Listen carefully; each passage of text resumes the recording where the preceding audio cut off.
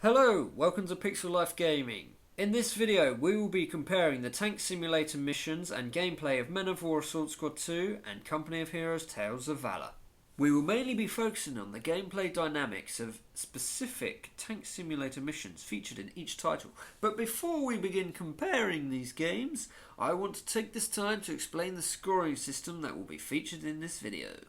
In these game comparison videos, each game will have the opportunity to earn a maximum of 3 gold stars, each representing a different aspect of the featured games. However, we will not be comparing the graphics quality and model details of the featured titles, as we believe it is unfair to compare the graphics quality of old games to those of a modern standard due to the advances of video game technology and techniques. So with that in mind, let's have a look at what each gold star will represent. The first star will be for the overall gameplay, looking at how the player's characters or units interact with the world around them and the mechanics of the game itself. The second star will represent either the historically accurate content for history-based games and storyline or plot for entirely fictional ones.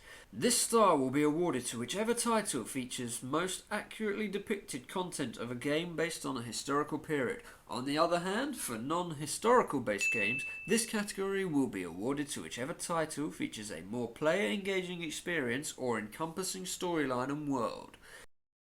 Finally, the third star will represent any extra content within the games that have an effect on its replayability factor. Now we've discussed the scoring system that will feature in these videos, let's begin with a little bit of basic information about the titles that we'll be comparing today. With the first game of the franchise releasing in 2009 by 1C Company, Men of War is a real-time strategy game set during the fighting of World War II. This initial game was followed up in the same year with an expansion pack, Men of War Red Tide, which introduced a completely new campaign to the original title. These games were later followed up by numerous other titles within the franchise until in 2014 they released Men of War Assault Squad 2, the final game of the franchise before the release of Men of War Cold War and Men of War 2 Arena. The initial release game for Company of Heroes made its debut in 2006. The real-time strategy game released by THQ focuses on several key battles of the Second World War. Originally featuring a single campaign focusing on the 1944 Normandy invasion told from the perspective of the US military, the game received 2 expansion packs, Opposing Fronts in 2007 and Tales of Valor in 2009. These later releases introduced 2 new armies and 5 new campaigns to the game. These were the only 2 expansion games to be released for Company of Heroes until the introduction of Company of Heroes 2 in 2013. With the basic information of each game out of the way, let's begin comparing them. As mentioned previously, for this video we will be comparing the different methods and approaches used in each title for the Tank Simulator gameplay, and any similarities with historical events. To start off, we'll look at gold star number 1, the gameplay. Men of War Assault Squad 2 uses many gaming mechanics often associated with the real-time strategy genre. However, it can be said that the entire Men of War series features a level of detail and realism that is often left out of most other titles. The series achieves this higher level of detail through its use of micromanagement, mainly achieved by providing each unit in the game with a limited amount of supplies, whether this is in the form of ammunition and fuel or other equipment. This means that the player must not just simply focus on the combat during each mission, but also on providing the required amount of supplies throughout in order to achieve each individual objective. Although this feature is present within the entirety of the game, during the Tank Simulator missions, the focus on this gameplay element is greatly reduced, with the featured AI taking control of refilling the player's vehicle with ammunition and fuel. This allows for the player to solely focus on the fighting during the mission. Even the available crew of the vehicle are in limited supply during this, meaning that if individual crew members are killed during combat, the vehicle's battlefield effectiveness can be seriously reduced. Even though the game's AI becomes responsible for these particular aspects of the gameplay, it is the player's responsibility to select what weapons to use and the ammunition type that is loaded into them. To achieve this, the game uses a system of controls more often associated with a third or first person shooter, using the WASD keys for movement and the mouse to aim and fire weapons. This completely transforms the mechanics of the game and the gameplay from the more common real-time strategy layout to something greater resembling the simulation genre. Alongside this accurate and in-depth depiction of micromanagement in the game, the gameplay also features realistic interactions between the player-controlled unit and the AI opposition, with some units being destroyed by a single shot from the player's vehicle's main armament. While this is a realistic, historically accurate depiction of the fighting during World War II, which we'll discuss later in this video, it can be said that this aspect of the game has a greater effect on the gameplay itself rather than its historically accurate features. This forces the player to use each available vehicle differently, making use of its strengths and avoiding its weaknesses, whether this is the vehicle's speed and manoeuvrability or armour thickness. Another good aspect of the gameplay is that it features a fully destructible environment, resulting in the creation of shell craters and collapsed buildings.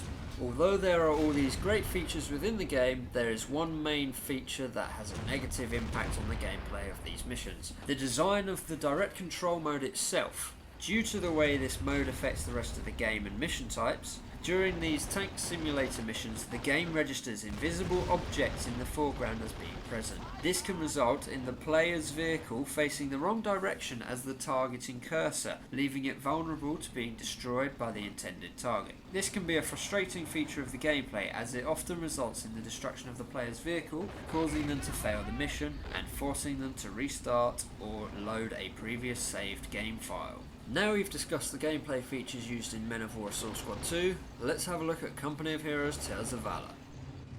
For the tank simulator missions in Company of Heroes, the gameplay mechanics retain many of the features commonly associated with the real-time strategy genre. The main controls of the gameplay still utilise the point-and-click method that is common within the other areas of the game. The main difference that separates the base gameplay and those of the tank simulator missions is the introduction of the direct control mode for specific units. This mode allows the player to control the direction of the controlled unit's fire. This is achieved by hovering the mouse cursor over the intended target or location and firing the weapon or weapons using the left mouse button. To move the unit, the player uses the right mouse button, clicking on the location they want them to go. It is a very simple yet highly effective method of controlling the featured units of the game. There is, however, one major downside to this system. In some cases, the player-controlled unit is so reliant on the player that when left to the AI system, the unit will not attack enemy targets without being instructed to.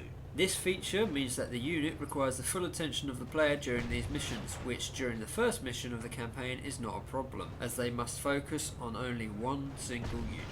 During a later mission, however, the player must divide their attention between a pair of units, meaning that only one of them can be used to attack the enemy at any given time. Another feature of the gameplay that is commonly associated with the RTS genre is the use of the hit point system for the playable units. This means that each unit of the game has a set number of points that are reduced every time they receive hits from the weapons of the game until they are ultimately destroyed. These hit points can be replaced for each unit in the form of reinforcements for infantry and repairs for vehicles. By utilising this system in the gameplay, it often requires multiple hits from the weaponry to subsequently destroy the featured unit. This system means that the game is less realistic with its unit interactions and more closely resembles an arcade-style depiction of the combat rather than a historically accurate portrayal. The only real exception to this is the player vehicle of the tank simulator missions, which, with an increased damage output as it gains combat veterancy, eventually achieves the ability to destroy the AI opposition units with single shots. Now we've completed the breakdown of each title's gameplay mechanics, it's time to award one of them with the gold star. And so, with its unique take on the real-time strategy genre, and the almost complete conversion into what can only be described as a near true-to-life simulation of tank combat during the Second World War, this gold star goes to Men of War Assault Squad 2. Now we've awarded the first gold star of the video, let's move on to the next one. This star is for the historically accurate content or features, storyline and plot dynamics of the game. And seeing as both these titles are based on real life events, for this video we will be looking solely at the historical accuracies of both games. Let's first take a look at Men of War Assault Squad 2. When it comes to historical accuracy in video games, Men of War Assault Squad 2 is easily one of the most accurately depicted examples of the ferocity and devastation that occurred during the fighting of the Second World War. This is achieved mostly in part due to the game featuring fully destructible environments, with every shell and explosion resulting in impact craters and the ability to cause the collapse of every building on the battlefield.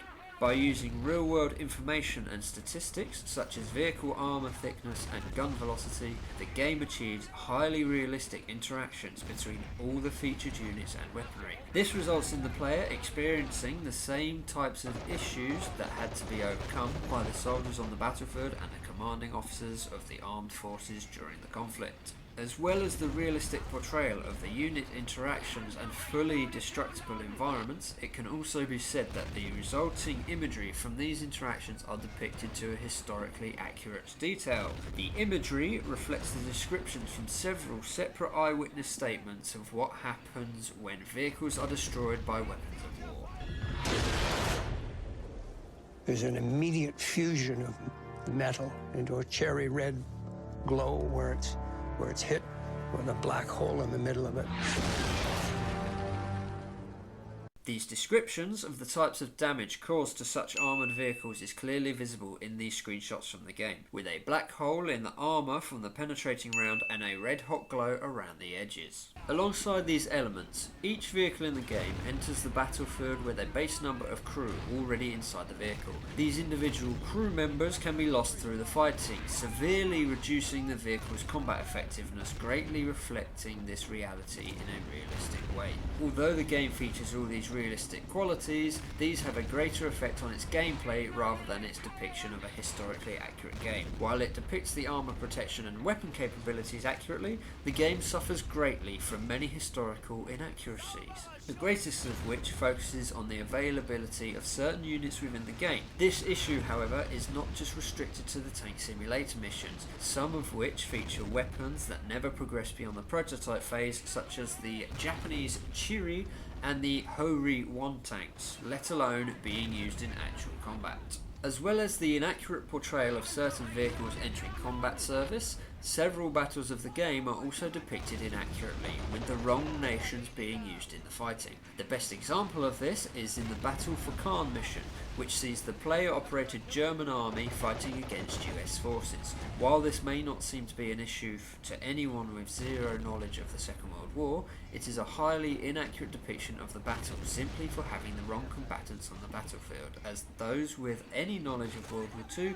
would know that it was the British Commonwealth forces that took part in the fighting for Khan. With the use of the American forces in these missions instead of the British Commonwealth, which actually feature within the game and could just as easily have been placed in such missions, shows a complete disregard to the historical aspects of this game, which so far through the gameplay has been achieved to a high standard. Unfortunately, these historical inaccuracies are not isolated incidents restricted to a single mission, but occur throughout the game. However, this can be overlooked for multiplayer matches as it results in a very well balanced game, which we will discuss in further detail later in this video. When it comes to Company of Heroes, while the gameplay through the missions becomes more historically accurate as the player's vehicle gains veterancy, there is one main area in which these missions stand out. They are based on the true-life achievements of German tank ace Michael Wittmann. Although the name has been changed to Maximilian Voss, the missions at Via Bocage reflect almost perfectly the tank battle that occurred there during the Allied invasion of Normandy in the summer of 1944. During this battle, on the 13th of July, Michael Wittmann, his crew and their single Tiger tank attacked a convoy of armoured vehicles of the British 22nd Armoured Brigade before driving into the village and continuing the battle. Eventually, their Tiger tank was disabled by a British anti-tank gun, forcing the crew to abandon the tank and flee from the village. It is reported that during this engagement, he and his crew managed to destroy a total of 13 tanks, 2 anti-tank guns and 15 troop carriers. This achievement is clearly represented within the first mission of the Tank Ace campaign featured in Company of Heroes Tales of Valor. This is not the only area of the battle that is featured within the game, with the second mission following the crew as they attempt to flee the village, and the third replicating their return to Villa Bocage to fight the British once again. These subsequent missions are also based on the achievements of Michael Whitman and his crew, whom, after escaping the village, also returned with a new Tiger tank, another Tiger 1 and 2 Panzer IV tanks. This second battle, however, was not as successful, eventually resulting in the loss of both Tiger 1 and Panzer IV tanks. By portraying the events that occurred during this battle for the village so precisely, it shows that a great amount of detail has been focused on the real-life stories that happened during the fighting of the Second World War. Now we've had a look at the historically accurate content for each title, it's time to award one of them with the Gold Star. While one of these titles achieves a level of accuracy almost unseen in any other game, unfortunately this has a greater effect on its gameplay rather than portraying the content within it to a historically accurate level. Because of this, and with the other title featuring an entire campaign dedicated to accurately portraying the true life events of a World War II veteran, this Gold Star is awarded to Company of Heroes Tales of Valor. With both games winning a Gold Star each so far, it's time we look at the category for the final Gold Star, each game's extra content and replayability factor.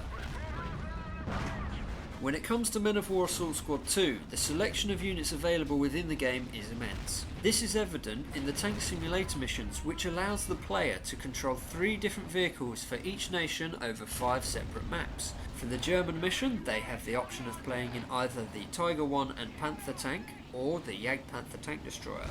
For the USA, there is the 76mm equipped Sherman Jumbo, the M26 Pershing, or the T26E4 Super Pershing. The British Commonwealth have access to the A34 Comet 1, the Sherman Firefly and the Churchill Mark 7. The playable vehicles for the Soviet Union include the Su-100 tank destroyer and the KV-85 and IS-2 heavy tanks.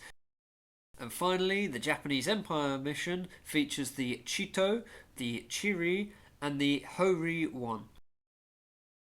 This means there is a total of 15 different vehicles available to the player in the 5 different tank simulator missions within the game. Although this is the case, the game manages to take this one step further by allowing the player to use the direct control ability with every available unit within the game during any mission and even whilst playing in online and AI skirmish matches. This results in a highly enjoyable experience, allowing for a great variety of gameplay possibilities, often with the player's tactics and control of the units changing the tide of battle during these matches. And with the extra DLC content, players have a total of 6 different available armies to choose from. Some of the online maps can also accommodate matches of up to 16 players in 8 versus 8 matches at a time. This provides the player with a huge amount of variety and options throughout the game, adding to its replayability factor. These matches are also perfectly balanced within the game due to the large variety of units per nation, with each having an equal opponent within each army.